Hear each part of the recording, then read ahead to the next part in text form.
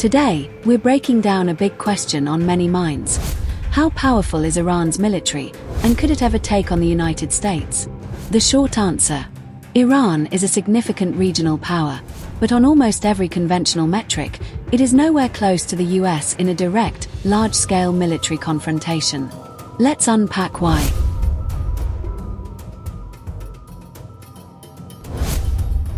When we look at sheer scale, the gap is enormous. The United States spends hundreds of billions of dollars every year on defense, often close to $900 billion annually. Iran's defense budget sits in the low tens of billions, a tiny fraction of America's. This huge spending gap translates directly into better training, more advanced equipment, superior logistics, and global reach for the US military.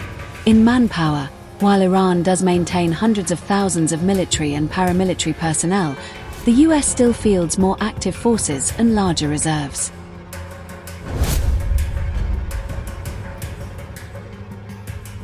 Air dominance is critical in modern war.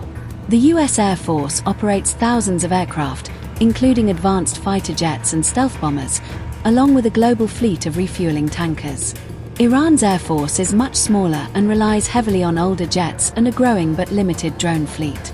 At sea, the US Navy controls the oceans with aircraft carriers, submarines, destroyers, and logistics fleets, allowing projection of power anywhere in the world. Iran's navy is focused mainly on regional waters like the Persian Gulf, and although it has fast attack craft and submarines, it simply cannot challenge US global maritime dominance.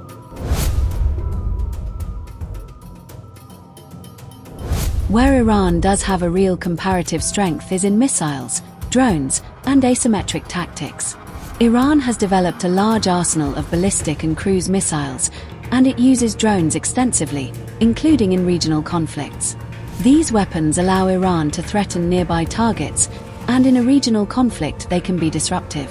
Iran also invests heavily in asymmetric warfare, like using unconventional forces, proxy groups across the region, and anti-access defenses, such as coastal batteries along the Strait of Hormuz. These strategies make any invasion or attack costlier and more complicated.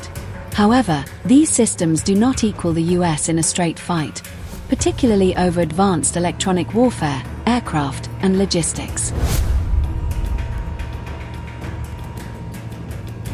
Iran faces some critical limitations. Much of its military equipment is older or domestically produced under sanctions, meaning it often trails behind modern systems used by top military powers. Limited industrial base and technology access slow down modernization. Its air force and conventional armor forces are significantly behind US counterparts in both quality and quantity. All of this means that while Iran can defend its territory effectively and deter regional threats, its conventional forces would struggle in a prolonged, high-tech conflict with the US military. In a full-scale conventional war, especially outside Iran's borders, the US would almost certainly dominate, particularly through air power, long-range precision weapons, and global logistics. Experts say the US could quickly achieve air dominance and strike critical targets. That said, and this point is important, Iran would not simply fold. Iran's missile forces, drones, guerrilla tactics, and use of regional allies could impose serious costs on any attacker. These strategies are designed to make conflict expensive and uncertain, even for a superpower. In summary, Iran is a powerful regional military with large manpower, missiles, drones, and asymmetric tools. But it is not a match for the United States in conventional military strength or global reach. In any direct confrontation, the US holds overwhelming advantages, though Iran's strategies and capabilities mean any conflict would be complex, costly, and unpredictable.